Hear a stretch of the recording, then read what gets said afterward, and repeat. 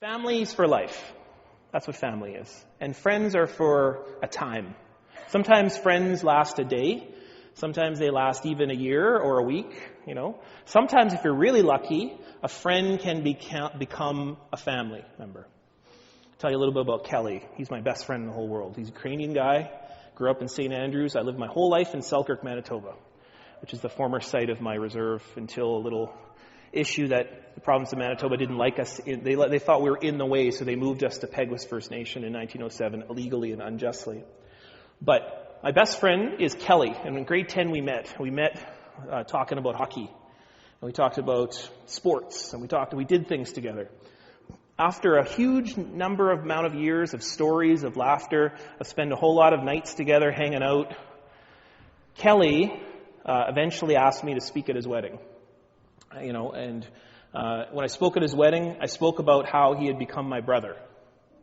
And he, a Ukrainian guy, a Ojibwe guy, that we can spend enough time together, we can love one another, that I'd do anything for Kelly. If he asked me right now, let's hope that, whatever he needed, I would rush to him, and his son is my nephew. I think of him like my nephew. And that's the difference between family and friends. Friends can become family. You hope that at time family doesn't become friends. Because when family becomes friends, then there's something that's happened there. Okay? I want to talk about first contact. Now, in 1532, a little guy, Cartier. Anybody heard of him? Yeah? Jacques Cartier, he was this French guy, eh? And so at this point, there's a whole lot of exploration that's going on in the New World, right? So they get, the word of the New World sort of happens in Europe. And Jacques Cartier says, this is a good plan, because I want to go and make some money.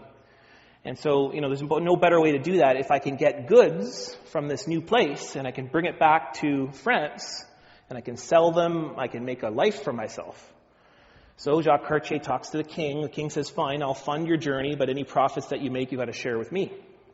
And so Cartier says, no problem. I heard that over there's spices and gold. And specifically, he was thinking about Asia, right? He was thinking about a path to Asia. So we need spices and gold. And there's this imagination that North America has this big plethora of gold somewhere. So Jacques Cartier gets in his ship. He travels over to the New World. He travels down the St. Lawrence River. Now, two things about Jacques you want to know. Talk like he's our friend, eh?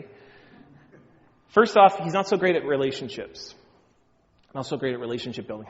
Why do I know that? Well, first is that he doesn't create a whole lot of friends with the Mi'kmaq people that he first meets. They start trading, and then there's a disagreement, starts shooting at them. Not so great to make friends that way. Second is that he kills a lot of birds on his way in, probably collecting them to do some scientific experiments back in Europe. But not so great with making friends. Second is, Jacques had a purpose in mind when he traveled, and this is written down in his very journals, and this is what happened. When he landed, he found a spot where he thought there was no one there. And when he went out into the sand, he created this huge, he was carrying this big 10-foot cross on the boat, which he planted into the soil. And on top of the cross, as you can see right there, that's an actual photograph from the event, by the way, just so you know. I was there. And anyways, so in 1534 was when he arrives, and when he puts on the top of that cross, La vie du roi de France. So long live the King of France, right? Now, he announces that this is now New France. This is now the land for France. Now, what kind of thoughts must have happened in order for him to get that kind of idea? That he could just land somewhere and then go, oh, I'll just put this big cross here and declare this land for my own. It's kind of like today when we go to the moon.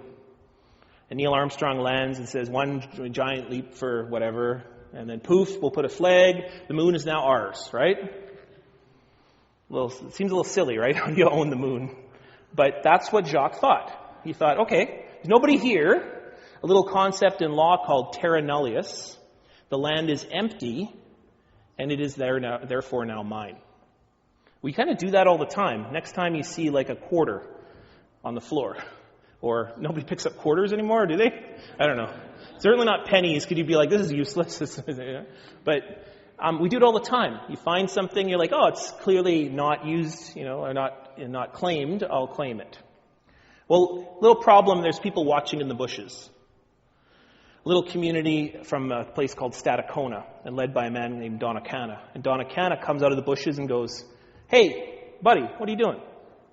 That's like my interpretation of the Iroquoian words. Now, what he says is, he instructs his men to start taking that cross down. So what does that tell you? That tells you that definitely, absolutely, they understood something of what Cartier was doing.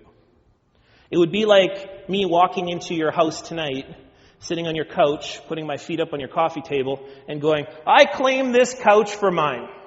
La vie de Niigaan. You don't walk into someone else's house and just start throwing yourself around. Even, you don't start walking around, painting the walls, helping yourself, putting your feet up on the coffee table. And that's what Niigaan was doing. Niigaan was saying, you might want to rethink this, just coming in, throwing stuff around. And Cartier says, well, listen, this is what we're going to do. Come on my boat, we're going to have a trade. So Niigaan sees an opportunity because he sees Cartier has a whole lot of metal objects. And he says, well, this is a good opportunity. I like metal. I want to get some metal. Cartier hopes that he brings onto the boat, Niigaan brings onto the boat what? Spices and gold, right? Niigaan doesn't show up with spices and gold. He shows up with furs. Cartier's like, oh man, I don't really need furs, but here's another opportunity. With Niigaan is his two sons, Damagaya and Tatagonia. Cartier, within minutes, captures the two sons right in front of Niigaan and takes them. Now, there's a question of whether he captures them, of whether he takes them under decks, but regardless, he says to Niigaan, I'm going to take the two sons as my interpreters. And Niigaan miraculously lets that happen. He lets the two sons travel with Cartier, with the expectation that Cartier will come back in the next few weeks. Now, Cartier travels up the St. Lawrence for a little bit, and then he realizes there's no spices and gold. Keeps going to every community. Where's the spices and gold? Where's the spices and gold? Where's the spices and gold? Everyone's like, I don't know what you're talking about. I don't know what you're talking about. Would you like some birch tea? That's basically what they said. And so as they're traveling up the coast, he says, well, I guess this is a failure, but I've got some furs. I've got some things from the New World. I've got a whole lot of dead birds. Okay, here's the deal. I'm going to travel back to France. So they get about halfway through the ocean back to France. Damagaya and Tatagonia realize that they're not going home anytime soon. Cartier turns to them and say, it would be helpful if we could just tell me where the spices and gold are. And the two young men say, you missed it. Turn the boat around. What do you think they really wanted, right? They wanted to go home, right? Now, Damagaya and Tatagonia, Cartier says, where are the riches? Tell me where the riches are. And Damagaya and Tatagonia say, the riches are in Kanata. And Cartier writes Kanata on the map. And that is the beginning of the word Canada. Now, for Cartier, Kanata meant what? Spices and gold. Well, what did Kanata actually mean? It meant village. So where are the riches in a village? They're the people, they're the stories, they're the gifts. That's where the riches are. The riches are in this very room, with the song that you offered this morning, with the prayer that you offered this morning, the time that you offered, because there's no bigger gift in the world than time. You're giving the greatest gift right now. And you know that when somebody's passing away in those final days. Or you know that when you have a small child. Anyone have small children? Right? Some of them took off there. When you have that small child, like I have a 9-year-old now, and I go like, what happened? Like, how did that happen? She was like 3 only a few minutes ago, and now she's 9, right? Time is the greatest gift that we have. That is the greatest gift that we are given. Now, I'm going to ask you in a moment of, do we want Kanata or do we want Canada? Do we want Cartier's Canada, a vision of Canada? So, in a moment, I'm going to ask you whether we want one of those two paths of relationships that have been formed and gifted to us by Cartier and Niigaan. Go. Now, the Anishinaabe creation story starts like this. Now, the Anishinaabe have been in this territory for a very long time. Not as long as the Cree, but the Anishinaabe have been here for many centuries now, my people.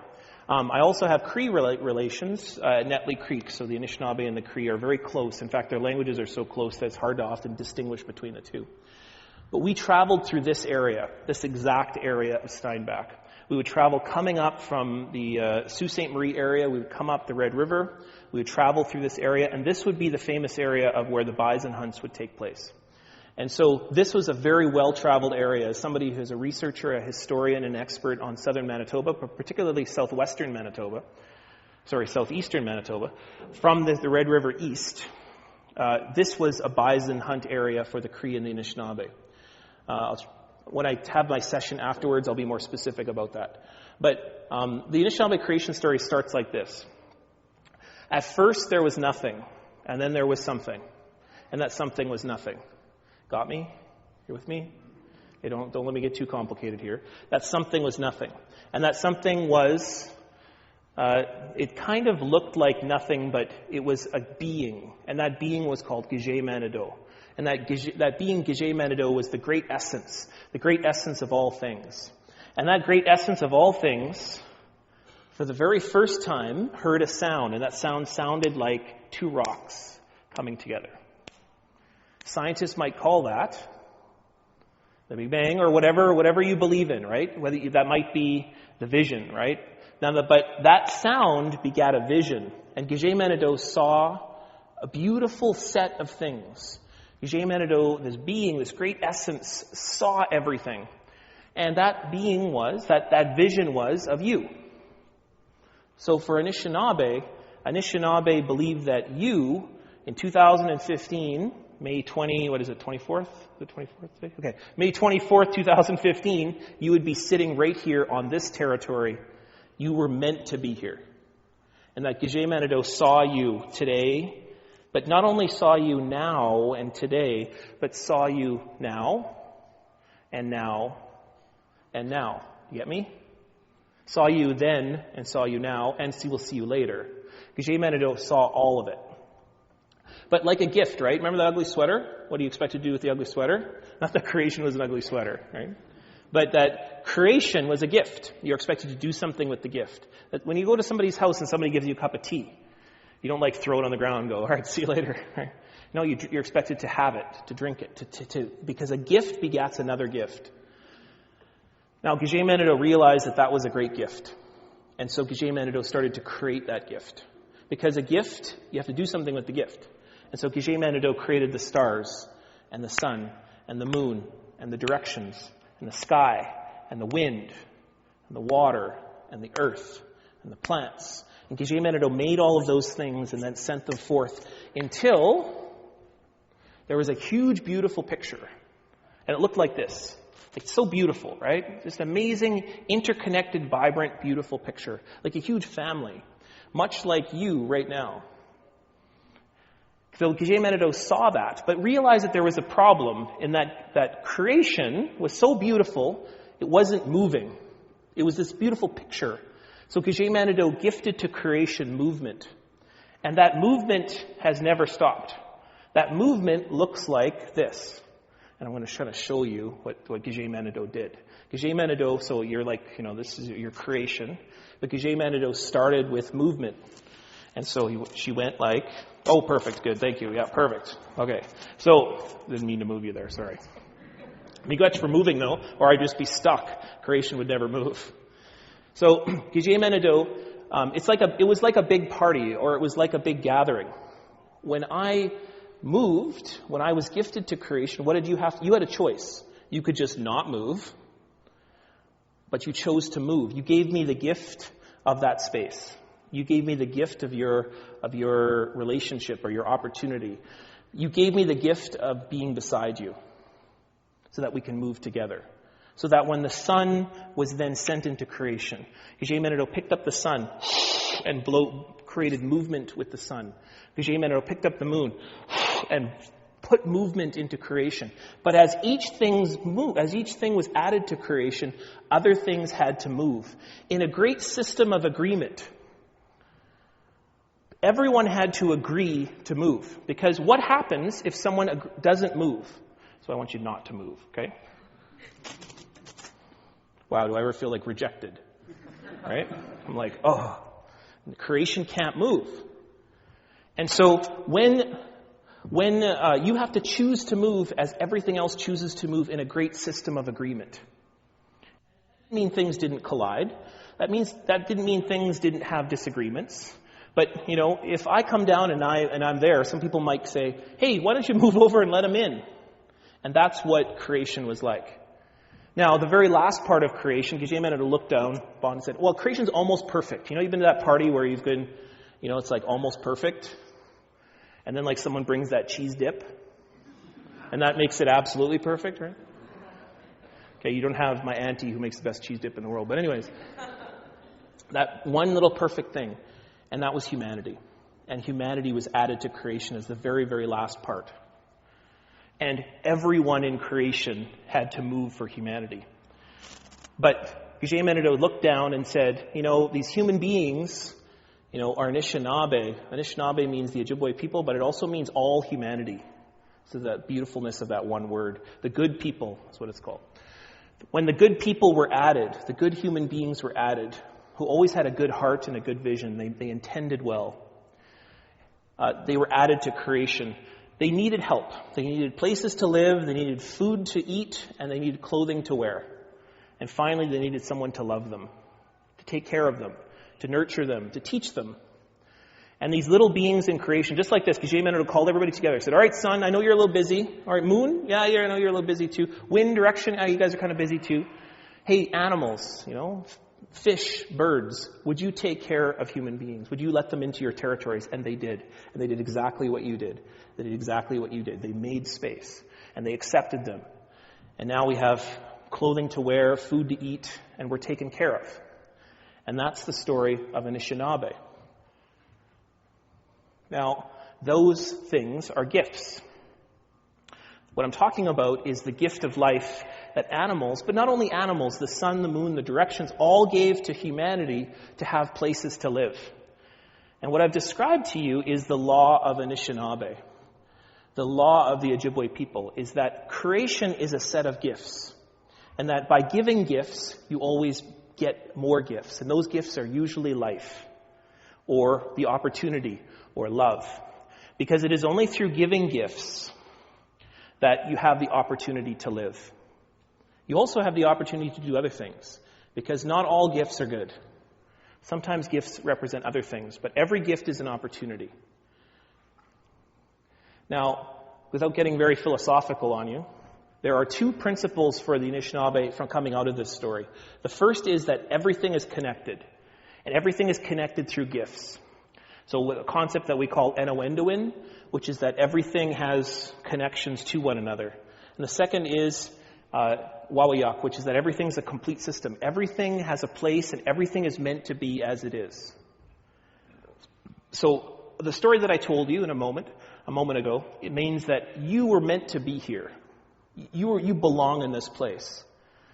We use terms like settlers and indigenous people all the time, and they often can be thought of as divisive terms, that you don't belong here. But for indigenous people, you belong here. You are meant to be here. This is your home, and it will always be your home. We will recognize it as your home. Because of the gifts that everyone offers to one another, it creates a system of enowendoin, that we are connected, and that our connections are through those gifts. And that wawayak, this is a complete system. There's nothing that's out of place here. There are things that work better than others, but that they still are meant to be here. And that it's our job to figure out how we belong in the system, how we interrelate the system, and at the best of times, how we can work in the system to produce more life. And that brings us to treaties. When the first Europeans came to North America, they were offered gifts. And they were offered gifts of food, they were offered gifts of names, they were offered gifts of life. They were offered gifts of time and space. And they were gifted these things called treaties. Because treaties didn't begin with human beings. And that's the important thing that I want you to really remember. If you take anything out of today's talk, I feel weird saying a sermon, all right? But if you take anything out of today, is remember that treaties didn't begin with human beings.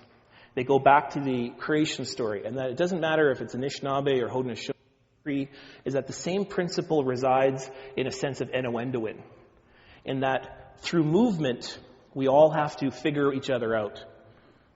A treaty is about sharing space, and that this treaty was gifted to the Dutch by the Haudenosaunee in the 1600s, but it's a principle that's very older, that's much older than that, very, very old. And it's the principle that starts with Gige Manitou looking into creation and creating that first gift. When someone gives you a gift, when you give a gift back, that's a treaty.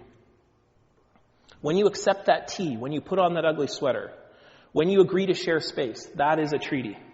Because it is a system of commitment and responsibility making that ultimately produces family. And at the best of times, you hope that a family is produced. Because a treaty is always about trying to produce a family, trying to produce innuendoing, or trying to produce a relationship. And that's why when I said at the beginning, I said, Bonjour Ndinwe Maganaduk, which means, hello my relatives. I did not say, Bonjour Nwicha Waganak. I didn't say, hello my friends. Because you are my family. And we don't always agree with family, right? We don't always get along. What I hope is that we get along. I hope that we, agree to share the last mouthful of Cheerios, right? Or that we hope to agree and, share that space, that you don't change the channel in the middle of me watching it, right? But that family making is when treaty works the best. And that this treaty is about two boats traveling in the water separately. Never the two shall meet, but both the two shall share the same water. And that's what the two-row wampum is teaching us. That's what the two-row wampum is. It's a system of family making that looks like a roommate. Anyone have a roommate before? Okay, one of you does the dishes, the other one shovels the snow. One of you cleans the floor, the other one does the laundry. What happens if one of you doesn't clean the floor? What happens if one of you doesn't do the dishes? What happens if one of you doesn't do the laundry and you both have smelly clothes, right? Or what happens if one of you doesn't carry your responsibilities? What if one of you doesn't pay the bills? Then you're both on the street. What if one of you doesn't pay the bill for the cable while you're not watching Survivor or whatever you watch? That's the key to a relationship, is it's a system of responsibility that lasts how long? Forever. It's forever. It's not a one-time thing. It's forever. Even when you grow up and your kids move out, you still have responsibilities to each other because you're family forever. And that's what Lord Selkirk and Chief Pegwis did. Well, as you can see, and see if you can find Steinbach on that map. It's just to the right. You see where I'm talking about, right? So go down Lake Winnipeg. And what Lord Selkirk said is that you can inhabit both sides of the Red River. All of those little dots are where people became family. We might call them settlers, but they were family. And they were recognized as family, not just by Anishinaabe, but I want you to look at the signatures on the left-hand side. You see the signatures? Those are 5 animals. There's a bear, there's a marten, which was Chief Pegwis' signature, by the way, 2 catfish, nothing more Manitoba than a catfish, and a snake. What were they saying? What was Chief Pegwis saying? He was saying that as the animals accepted us as family, in our creation story, they accept you too. Your job is to keep an eye and support the same people that welcomed you into this territory. And not just the animals, but all of the connections the animals have to the earth, the land, the sky, the water, the trees. All of those beings outside are your brother and your sister, your auntie, your uncle, your cousins, your daughters and your sons. And that's what this treaty was saying. And that you belong here. This is your home. You've no other place you have to be now, because you are welcome here. You are my brother and my sister. And that's why I say, Bonjour Ndinwe Maganaduk. And that was the principle of treaty making. Unfortunately, the Government of Canada saw it a little bit differently. And I don't have to really trace the history of the Indian Act, the British North America Act, but it looks a little bit differently. It looks much like the way Cartier came on the shore and said, everything I see belongs to me. Because there's nobody here. Well, turns out there's people in the bushes. There's people who are watching. And there's people who want to teach you things. They want to give you gifts of things, like Kanata. And they want to teach you about how life operates here. And that those treaties We're about family making, but sometimes we have disagreements, sometimes we have misunderstandings. That's what a family does. We misunderstand each other all the time. And for 150 years, we're about to celebrate 150 years as a country, we've been misunderstanding each other for a very, very long time. But at the best of times, treaty looks like this. An equal partnership between two peoples who focus and consider one another, and it looks like a system of gift giving. And here's what it looks like. That's the greatest gift of all, is I'm saying that you and I are connected equally, mutually and reciprocally. And that's what it looks like. That's what a treaty is. A treaty is a commitment to one another in that I will take care of you if you take care of me. And when we do that, the very best of times, we work hard enough, just like tobacco, we might be able to call each other family. We hope at the best of times. And that someone like Kelly and I I can speak at his wedding. Ukrainian guy, has no connection with Indigenous people at all besides me.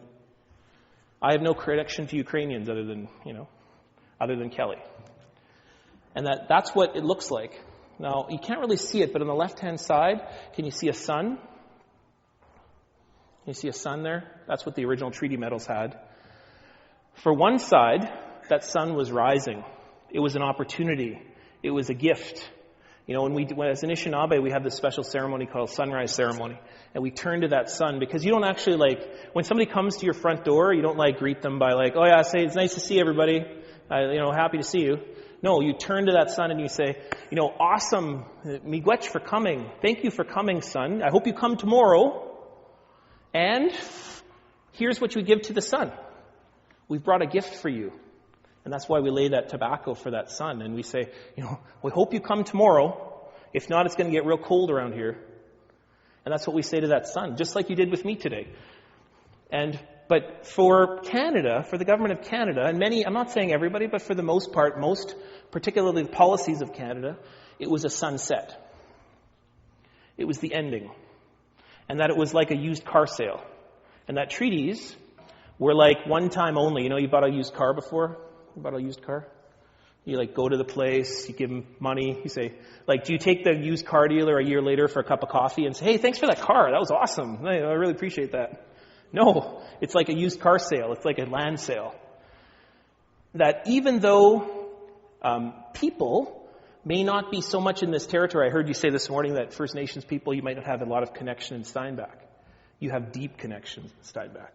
This was the original territory that my relatives, not only my relatives, but your relatives traveled and fed their families, clothed, they received gifts from the animals, and that you, as much as anyone else, are my relatives too, as because you are on this territory, because you're a part of this network, because I have innuendo in with you. Now, this, at the very best of times, can teach you about a lot of things. Now, notice the two of them are looking at each other, right? Nobody... I don't really have it on me, but if you had a cell phone, right? Now, if you're like a relationship is like this, right? This is a true relationship. We're focusing on the relationship. We're looking at each other. It's not like I'm hey, buddy, what are you doing? You're all right, it's not like that. I teach this to kids a lot. A treaty is about focusing on that relationship. It's about figuring out each other out. And so my daughter is a great teacher about this. My daughter's 9 years old. And so one day I'm walking through the mall, and I'm looking at my phone, and I'm holding her hand like this. We're walking through the mall. And she says, Daddy, you're not focusing on the relationship.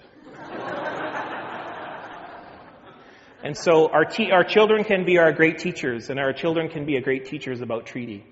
Because that's what a treaty relationship looks like. And that we may be distracted by all of these things over here. It may be computers, it may be profit, it may be our jobs, it may be other things. But that as much as we have that, we also have this.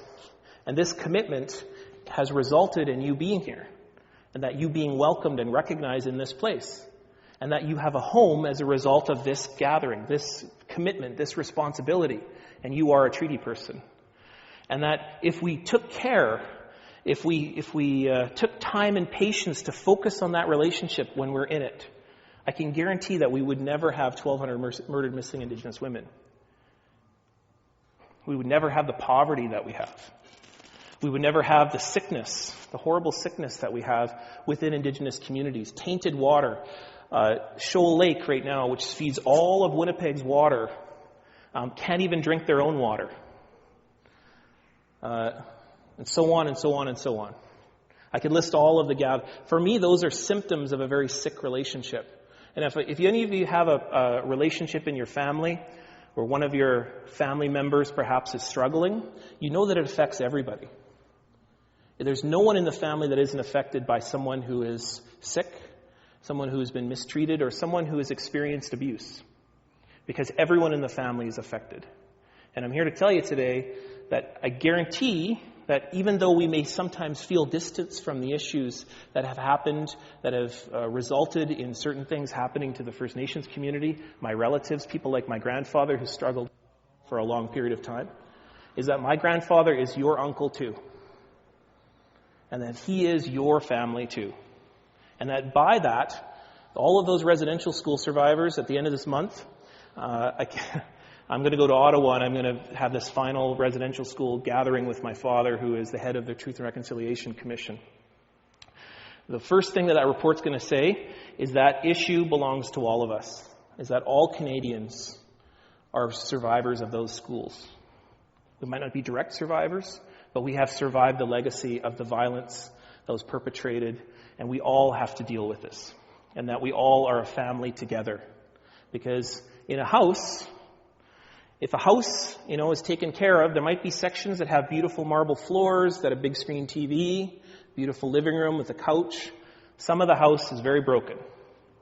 Some of the house has tainted water. Some of the house has broken floors. And some of the house is falling over. All of us have to live in this house. And so all of us have an opportunity here. The difference between family and friends is that we commit to one another, and that we, at the best of times, we benefit mutually. And that if we both have ties that are consistently visited and revisited through gifts, like each one of you get gifts probably once or twice a year. Birthdays, holidays. And you're given by the same people. People give you gifts all the time. We re-gift each other all the time. That's what's happening when people give you a gift on your birthday. They're renewing their relationship with you, saying, yeah, I love you. What are the kinds of gifts that you could do within your work that gifts not only just to Indigenous people, but also your other relatives that we don't think of, the trees, the earth, the water. We happen to live in a situation in our lifetime where Lake Winnipeg has become the most polluted and threatened lake in North America. That's remarkable. We have beaten the Great Lakes as the most polluted and threatened lake in North America. That's remarkable. That's mind-boggling. To the point where the life has been choked out of our very first relative. Remember when I talked about the Great Lake Agassiz? That became Lake Winnipeg. Our very first being is sick, very, very sick, due to the pollutants that we add to it, due to the fracking projects, due to the very shampoo in our hair. And what is the gifts that we're giving to not only the earth and the trees, but also to Lake Winnipeg itself? It's a lifelong commitment. Yep. So with that, I want to say, how are we going to share this space? How are we going to look at Kanata as what it really is, which is a place of a village, a place where I look at all of you, and when I shake your hand, hopefully I'll shake your hand soon today, that when I say that, I guarantee I say you're my brother or my auntie or my uncle, because you are. And I need you more than ever. If there's no issue that matters more to you in the world, that I need you to think about and perhaps commit to, is the issue of murder missing Indigenous women. Because I have 9-year-olds, So, she's your niece. She's your daughter, too. And that if you commit to that idea, I guarantee she'll be safe. She will live happily in this territory. Just like your kids will, and I hope that your kids will too, because I think of your nieces, all of those little kids that left. When I said to Steve, I said I love them too.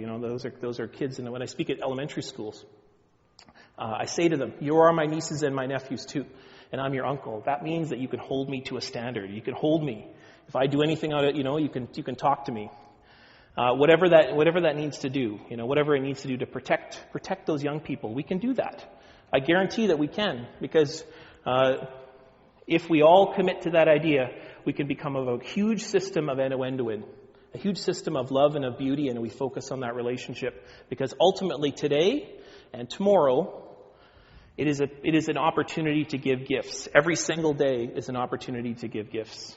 And I say miigwech for all the gifts that you just gave to me this morning, to be a part of your life, to be a part of this territory, and to join you and to say hello and welcome, and miigwech for being my relative. So with that, I say miigwech. Thank you.